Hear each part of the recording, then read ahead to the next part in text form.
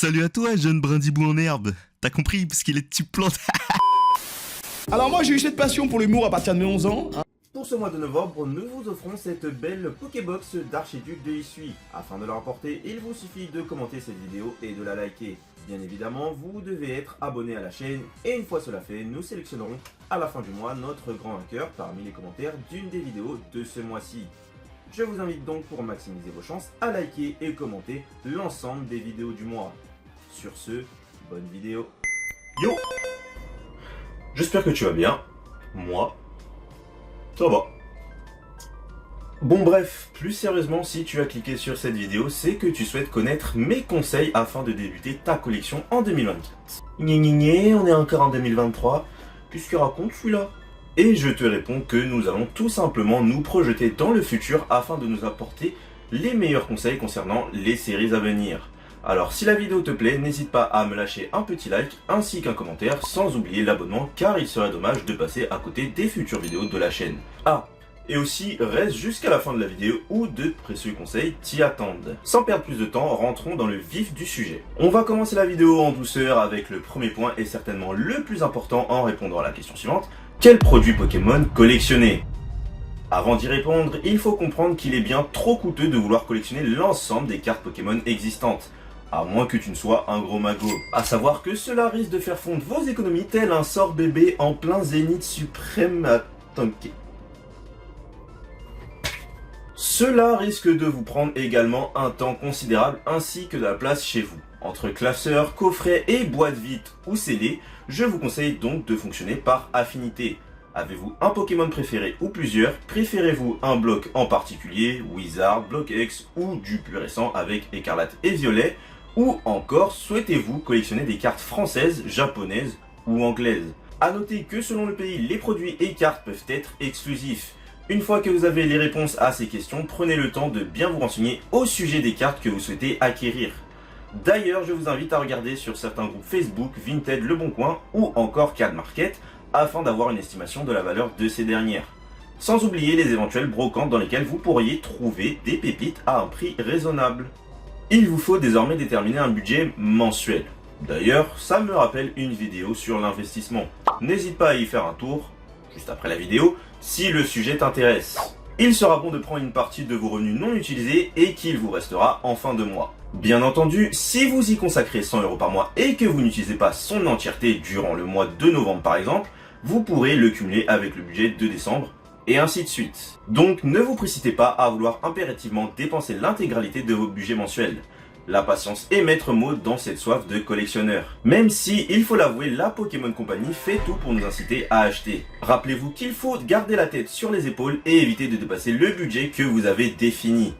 Maintenant que vous avez défini votre budget, je vous invite à mettre en place une routine. Il vous suffira simplement de faire un listing de sites. D'ailleurs, si vous souhaitez que je vous propose une nouvelle vidéo plus approfondie que celle qui vient de s'afficher, présentant les enseignes dans lesquelles vous retrouverez les produits de votre TCG préféré, faites-le moi savoir dans les commentaires. Il va falloir se rendre régulièrement sur ces sites afin de dénicher d'éventuelles promotions et parutions des derniers produits que vous souhaitez acheter.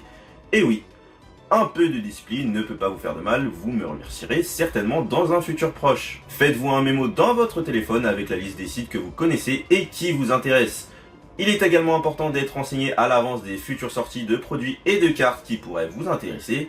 Et pour cela, rien de plus simple, il suffit d'être abonné à la chaîne et d'activer la cloche de notification pour être informé des dernières actualités Pokémon.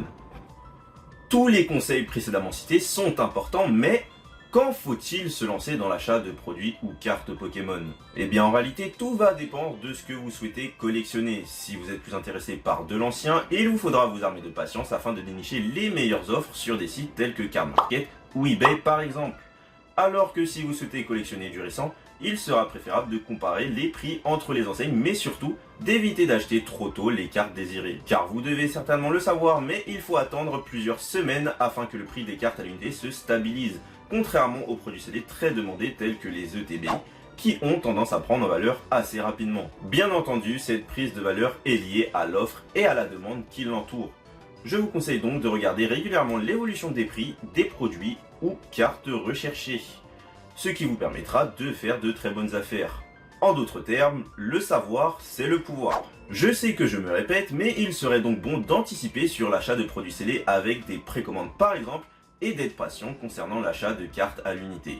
Attention, patient, oui, mais pas trop, car les prix peuvent également repartir à la hausse. Surtout lorsqu'on pense à la sortie prochaine de la série EV4.5 Treasure Shiny qui sera, en termes de hype, très proche de la série des 151 Pokémon.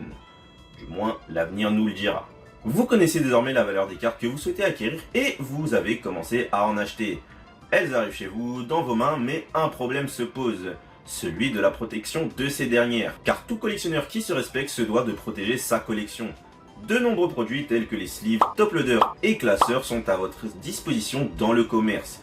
Personnellement, je vous recommande Voltix, une entreprise basée en Angleterre dont les produits sont de très bonne facture. Je tiens tout de même à préciser que je n'ai aucun partenariat avec ces derniers.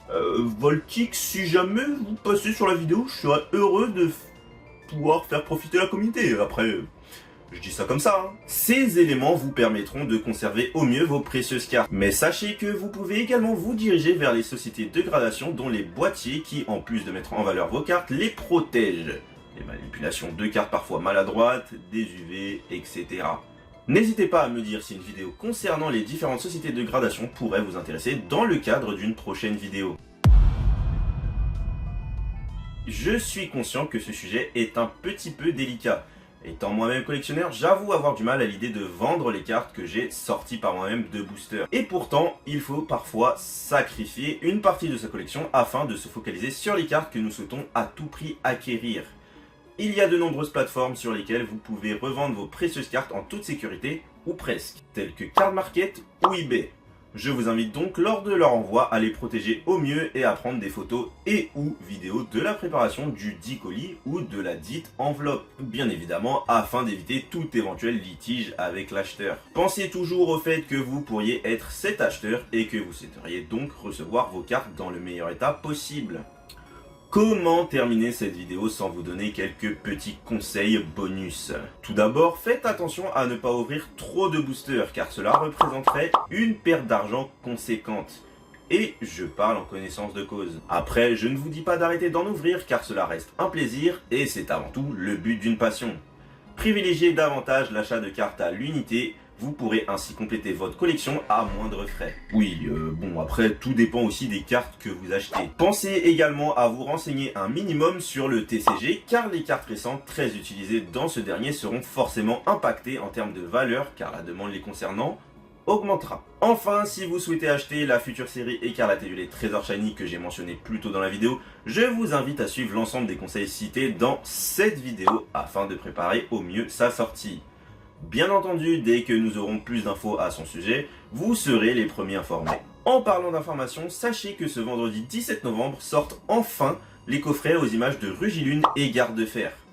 Coffrets qui devraient contenir exclusivement des boosters EV4 File Paradox, même si la présence d'un petit booster EV3 Flamme Obsidienne reste envisageable. Il devrait également y avoir un réassort de coffret classeur de 151 Pokémon, n'hésitez pas à jeter un œil dans vos commerces de proximité et boutiques en ligne. Enfin, un réassort concernant le fameux Pikachu promo Van Gogh que le musée a renvoyé à la Poké Company suite aux nombreux problèmes causés par la hype qui l'entourait serait prévu pour janvier. Dès que nous en saurons davantage, vous en serez les premiers avertis.